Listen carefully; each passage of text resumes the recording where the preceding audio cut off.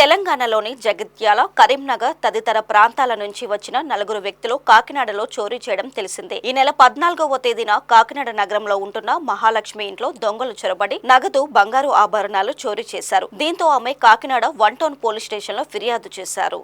ఈ సందర్భంగా Kakinada ASP Manish Devaraj Patil media సమావేశంలో మాట్లాడుతూ తెలంగాణలోని పలు ప్రాంతాలకు చెందిన 2 మహిళలు, 2 పురుషులతో పాటు వారికి సహకరించిన కాకినాడకు చెందిన మరో మహిళను కూడా అరెస్టు చేసినట్టు వెల్లడించారు. వారి వద్ద నుంచి 30,000 రూపాయల నగదు, బంగారు ఆభరణాలు, కారు, 5 మొబైల్ ఫోన్లు స్వాధీనం చేసుకున్నామన్నారు. నిందితులను కొన్ని రోజుల వ్యవధిలోనే అరెస్టు చేసిన పోలీసు బృందాన్ని ఆయన అభినందించారు. మీడియా సమావేశంలో 1 టౌన్ సీఐ నాగదుర్గారావు కూడా మాట్లాడారు.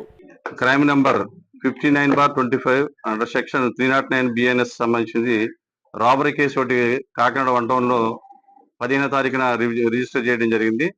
దాంట్లో విక్టిమ్ అయిన ఎవరైతే బాధితురాలు ఉన్నారో వారు Chaganti Sukravarapu Mahalakshmi, wife of Sriramamurthy, late, age 70 years, caste Brahmins, Yanam road, Jagannathapuram. వీళ్ళ ఇంట్లో మాకు గుర్తు తెలియని వ్యక్తులు ఎంటర్ అయ్యి ఒక రాబరీ చేశారని చెప్పేసి మనకి కంప్లైంట్ రాగా, ఆ రాబరీ ఏ విధంగా అంటే ఒక లేడీ, ఇప్పుడు ఎవరైతే విక్టిమ్ ఎవరైతే ఉన్నారో బాధితురాలు, ఆవిడ 74 ఇయర్స్ ఉంటాయి, ఒక్కలే ఉంటారు. ఆవిడ భర్త చనిపోయి ఒక 2 months అవుతుంది.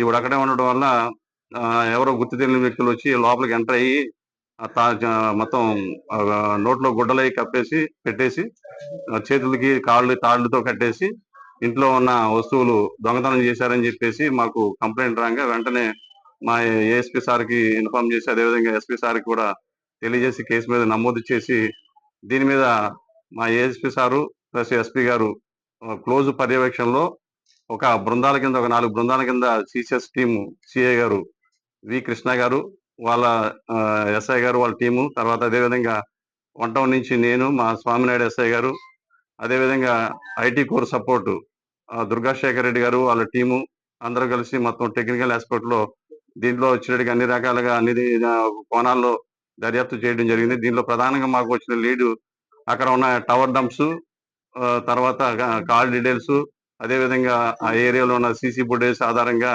టెక్నికల్ పాయింట్ ఆఫ్ వ్యూలోనే ఈ కేసుని విత్ ఇన్ షార్ట్ పీరియడ్ లోనే మనం ఛేదించడం జరిగింది.